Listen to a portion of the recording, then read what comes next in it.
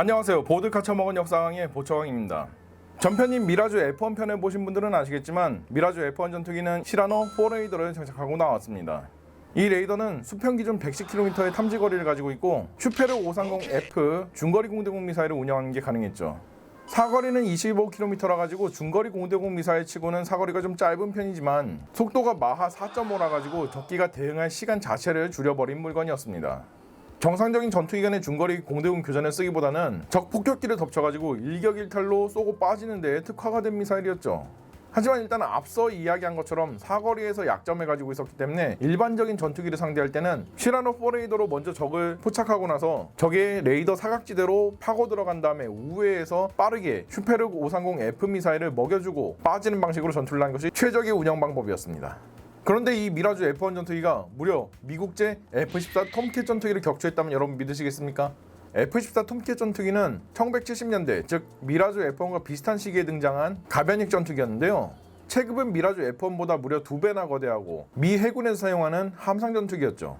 당시 소련이 미 해군 항모전단을 조지는 방법이 폭격기들이 대한미사일을 우르르 달고 가가지고 한꺼번에 쏟아붓는 전술로 대응을 했었거든요. 그래서 F-14 톰캣 전투기는 긴 사거리의 공대공 미사일과 우수한 레이더를 갖춰가지고 이 폭격기들이 대한미사일을 떨구기도 전에 초장거리에서 요격을 하려고 나온 함대방공 전투기였습니다. 이 때문에 AWG-9이라는 대형 레이더를 달고 있는데요. 탐지거리는 무려 210km에 달했고 완벽한 룩다운과 슛다운 능력을 제공하죠. 거기다가 여러 표적을 동시에 추적하고 교전을 진행할 수 있는 TWS 기능도 갖추고 있습니다. 따라서 미라주 F1의 시라노 4레이더랑은 비교를 불가하는 레이더죠. 여기에 장착되는 미사일은 유효 사거리 기준 110km 정도의 장사정을 보유한 피닉스 중거리 공대공 미사일인데요. 대형 미사일이었기 때문에 조종부가 튼실해가지고 기동성도 굉장히 좋았습니다. 최대 기동이 18G예요. 모터의 작동 시간도 굉장히 길어가지고 발사된 이후에 모터의 추력이 그대로 유지가 되어서 적기가 회피 기동을 해도 피하기가 굉장히 어려운 회피 불가능존도 굉장히 넓었죠. 게다가 능동 레이더 시커를 달고 있어가지고 요즘 나오는 암람 중거리 공대공 미사일처럼 적기를 일정 거리까지만 톰캣 전투기가 레이더로 비춰주면은 그 이후부터는 알아서 미사일이 자체 레이더 시커를 켜고 적기를 탐지해서 날아가서 때려 맞출 수 있습니다. 이 때문에 적기가 피닉스 미사일의 발사를 알아채더라도 적기가 대응을 해서 톰캣 전투기에게 미사일을 먹여주기도 전에 톰캣 전투기는 유도를 마치고 회피 기동에 들어가는 것도 가능했죠. 그런데 대체 어떻게 해서 미라주 F1은 이렇게 흉악한 성능의 F-14 톰캣 전투기를 격추할 수 있었던 것일까요? 1969년 이라크에서는 바트주의자였던 후세인이 부통령에 올랐습니다. 물론 대통령은 따로 있었지만 당시 바트당과 군부의 열렬한 지지를 받던 후세인이 사실상 전국을 주도하는 모양새가 되었죠. 바트주의란 이슬람 일변도의 중동에서 좀 탈피해가지고 재정 분리, 즉 종교와 정치를 분리해서 잘 먹고 잘 살자는 주의였죠. 세속주의고 실용적인 사상입니다. 다만 반이스라엘, 반서방적인 성격은 여전히 가지고 있어요. 덕분에 이라크의 후세인은 1970년대 내내 벌어들인 오일머니를 이라크의 산업 육성과 정치적인 안정에 투자했습니다. 그래서 이라크는 중동에 떠오르는 강자로서 급부상할 수가 있게 되었죠. 그러나 옆 나라인 이란은 상황이 이상하게 흘러갔습니다. 당시 이란은 팔레비 왕조가 다스리고 있었는데요. 나름대로 성공한 정책들도 있어가지고 그럭저럭 꾸역꾸역 나라를 이끌어간 데에는 성공했지만 문제는 폭정을 일삼았다는 것이죠. 특히 팔레비 왕조는 호메이니를 위시한 시아파 이슬람 신정제론자들을 잔인하게 탄압했는데요. 오히려 그럴수록 호메이니 일파는 팔레비 왕조의 실책들로 인해서 민심이 이반되자 점점 더 세력을 키워나가게 되었죠. 결국 1978년 이란 혁명이 시작되자 팔레비 왕정은 무너졌고 1979년부터 시아파 이슬람 신정제 정부가 세워지게 되었습니다. 신정제란 종교랑 정치를 일체화해가지고 국가를 다스리는 약간 중세시대의 통치체제라고 보시면 편해요. 따라서 팔레비 왕조의 실책 때문에 이란은 정치체제가 중세로 퇴보해버린 것이죠. 문제는 전세계가 이슬람 신정제 국가를 극혐했습니다. 거의 이슬람 레반트 국가 IS 취급이었어요. 일단 체제 성격상 당연히 서방이랑 척을 질 수밖에 없죠. 그래서 강도 높은 경제 제재를 받게 되었고요. 그리고 사우디아라비아를 위시한 수니파 국가들은 이란을 아예 고사시키려 들었고요. 이런 상황에서 1979년 이라크의 대통령으로 후세인이 집권하게 되었습니다. 후세인 역시 바로 옆에서 나타난 신정제 국가에 굉장한 우려를 표했어요. 왜냐면 후세인은 10년 동안 세속주의 교육을 갖다가 시켜가지고 국내에서 시아파 세력들이 간신히 조용히 진행하게끔 조치를 해놨는데 바로 옆에서 저렇게 시아파 신정제 국가가 떡하니 튀어나와 버리니 분명히 시아파에서 날뛸 것이 뻔했기 때문이죠. 실제로도 날뛰어가지고 사회 혼란이 시작되었고요. 그래서 이라크는 이참에 이란의 손을 한번 봐주기로 했습니다. 그는 이란을 굴복시키고 국내의 시아파들에게 너희에게 희망이 없다는 것을 알려주기 위해서 이란과의 전쟁을 계획했는데요. 후세인은 여기에서 이스라엘이 진행했던 6.1 전쟁을 참고했습니다. 1967년 이스라엘은 모든 전투기들을 다 출격시켜가지고 기습적으로 아랍군의 공군기지를 공습했습니다. 그 결과 아랍군의 공군력은 초반부터 마비가 된 채로 전쟁에 들어가야 됐고요. 지상군에게 공군력이 마비되었다는 말은 현대전에서는 사형 선고나 다름없거든요. 결국 이스라엘은 불과 6일 만에 기존에 보유하고 있던 영토의 3배에 달하는 지역을 평정함으로써 전쟁을 완승으로 이끌었습니다. 게다가 당시 이란군은 군대 전체가 민병대 수준으로 전락했다고 봐도 무방할 정도였어요. 경제 제재로 인해서 전쟁 수행 능력은 이전보다 더 떨어지게 되었고 서방에서 무기 금수 조치를 받게 되면서 이전에 보유하고 있던 무기들의 가동률이 바닥을 기었던 것이죠. 게다가 1979년 이란군의 장교단이 시아파 신정제 정부를 뒤집어 엎으려고 쿠데타를 일으켰지만 실패해버렸습니다. 이때부터 시아파 신정제 정부는 장교단 자체를 적폐로 보고 무자비한 대숙청을 시작했는데요. 덕분에 군을 지휘하고 전투기를 조종해줄 장교들이 죄다 의욕만 넘치고 군사에 대해선 문외한인 혁명수비대 민병대들로 대체가 되었습니다. 이 상황에서 서방 세계와 미국 그리고 시아파 국가를 미워하는 순위파 국가들이 후세인의 뒷백이 돼주겠다고 접근해왔죠. 구독, 좋아요 꼭 부탁드리고요. 멤버십에 가입하시면 각종 멤버십 전용 영상들을 보실 수 있습니다. 1980년 9월 22일 이라크는 샤트알 아랍강에서 펼쳐진 국경 분쟁을 빌미 삼아서 이란을 전면 침공했습니다. 그는 이스라엘의 6.1 전쟁처럼 전광석화로 전략적인 목표들을 이루고 빠르게 전쟁을 끝내려고 했는데요. 현실은 시궁창이었습니다. 이스라엘처럼 이라크 공군기들을 대거 띄워가지고 이란을 공습한 건 맞았는데요. 문제는 이라크군이 적의 시설과 거점에 대한 사전 정보를 취득하고 이것을 ATO로 짜는 능력이 매우 부족했습니다. 그리고 이 계획을 수행해줄 전투기 조종사들도 영 수준이 꼬로맸고요. 이 때문에 이라크군은 초반 기습에 완벽히 실패해버렸어요. 오히려 막대한 피해만 입게 되었죠. 반대로 이란은 빠르게 정신을 차리고 감옥에 갇혀있던 장교단을 빼내서 급하게 제자리에 원상복구시켜줬습니다. 그리고 여기에는 F-14 알리캣 전투기의 조종사들도 포함되어 있었죠. 이란은 팔레비 왕정 시절에 80대의 F-14 톰캣 전투기와 700발의 피닉스 미사일을 주문했습니다. 이렇게 해서 이란 버전 톰캣 전투기인 알리캣 전투기가 등장하게 되었죠. 그러나 이란 혁명으로 인해서 79대만 인도가 되었고 이마저도 미국 측 기술자들이 철수하면서 F-14 전투기의 레이더에다가 사보타주를 가하고 철수해가지고 몇몇 기능들은 제 기능을 발휘하지 못했었습니다. 그럼에도 불구하고 일단 적기를 탐지하고 추적하는 능력은 빠르게 복구가 되었어요. 그래서 당장 제공무새 임무에 쓰기에는 부족함이 없었습니다.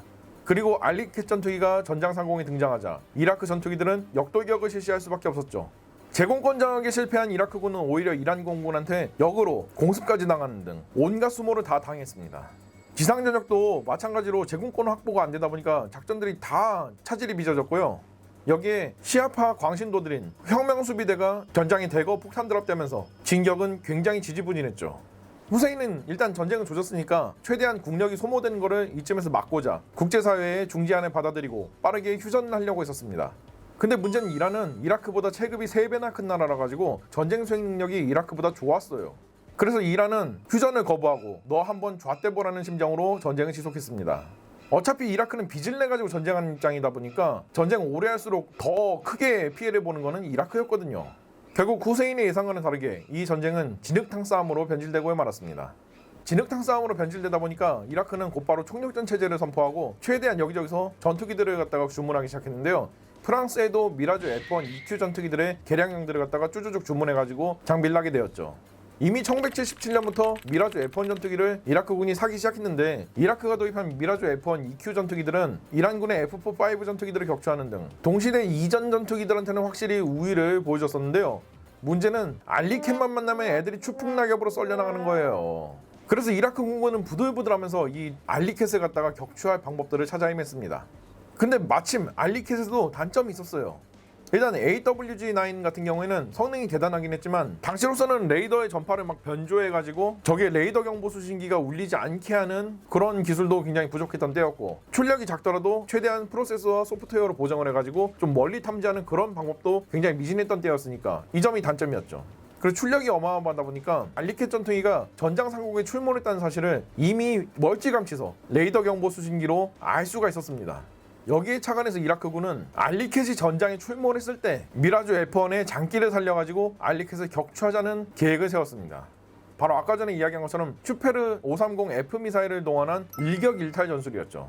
사거리는 딸려도 미사일의 속도는 빠르니까 알리켓의 완벽한 사각지대인 후하방으로 몰래 우회 침투해가지고 알리켓이 대응할 틈을 주질 않고 신속하게 격추한 다음에 공역을 이탈하는 방식이었죠. 이렇게 해서 알리켓을 격추하기 위한 기린 작전이 시작되었습니다. 1981년 11월 24일 이라크 공군은 알리켓의 어그로를 끌기 위해서 100대 이상의 전투기를 출격시켜가지고 공역 상공에서 어슬렁거리게 했습니다. 이란 공군은 여기에 낚여가지고 알리켓 전투기를 출격시켰죠. 전장 상공에 알리켓 전투기 2대가 출몰했다는 소식이 전해지자 이라크 공군은 미라주 F1들의 슈페르 530F 미사일을 장비시키고 출격시켰죠. 미라주 F1들은 톰캣의 레이더 경보 수신기가 울리지 않게 하기 위해서 레이더를 끈 채 지상의 레이더 관제를 받으면서 비행했고요. 알리켓의 사각지대인 후하방으로 몰래 슬금슬금 접근하기 시작했죠. 그리고 미라주 F1들이 20km 거리로 접근한 데 성공하자 지상 관제에서 일제히 기린이라는 작전명이 하달되었습니다. 미라주 F1들은 마치 목이 긴 기린이 고개를 숙이고 있다가 다시 고개를 순식간에 치켜들듯이 F터버너를 켜고 급상승하면서 기습적으로 레이더를 가동했죠. 그리고 알리켓을 레이더로 조준하는 데 성공했고요. 슈페르 530F 미사일이 발사되었습니다. 알리켓 전투기는 뒤늦게 미사일이 접근한다는 것을 알아채고 회피 기동을 하려고 했지만 대응할 시간은 불과 5초밖에 없었죠.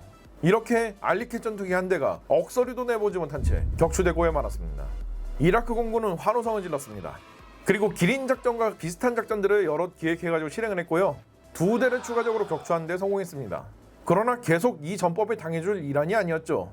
이란 공군은 저공으로 침투하는 미라주 F1들에 맞서가지고 F-45들을 밀어넣어서 난전을 유도하는 방식으로 대응했고요. 아니면 아예 알리켓 전투기가 미라주 F1 전투기의 탐지거리 밖에서 농락하는 방식으로 또다시 추풍낙엽으로 이라크군 전투기들이 우수수 격추당하게 되었습니다.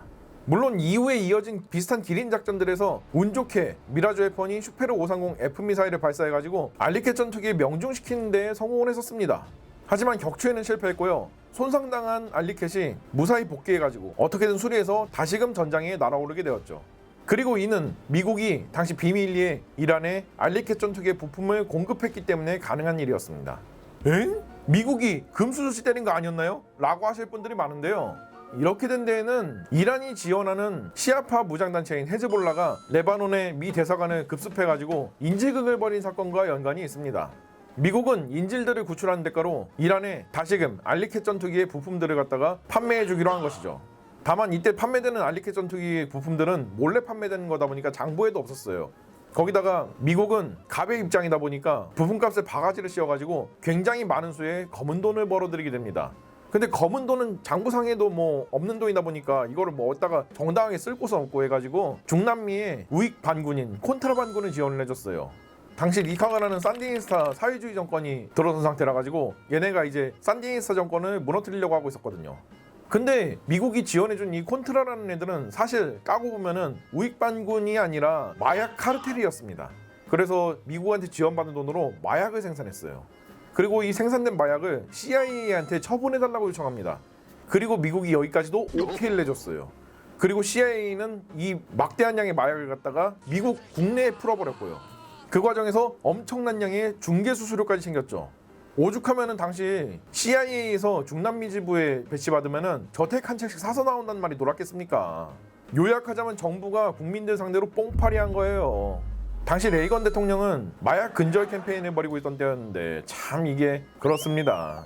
이런 부정부패상은 1986년에 폭로가 되었고요. 이 사건이 레이건 대통령을 탄핵 직전까지 가게 만든 그 유명한 이란 콘트라 스캔들 사건이죠. 어찌됐든 미국의 이런 삽질 덕분에 이란이 1988년 전쟁이 끝날 때까지 알리켓 전투기들을 꾸역꾸역 운영하는 데 성공했고요. 오히려 알리켓 전투기가 160대의 이라크 전투기들을 격추하는 데 성공했습니다. 이라크는 믿던 미국한테 발등이 찍혀버린 상황이었고요. 배신감에 치를 떨 수밖에 없었죠. 결국 전쟁 기간 내내 이라크 공군의 전투기들은 알리켓 전투기만 보면은 임무를 포기하고 역돌격을 했다는 기합찬 결말로서 오늘의 영상을 마치도록 하겠습니다.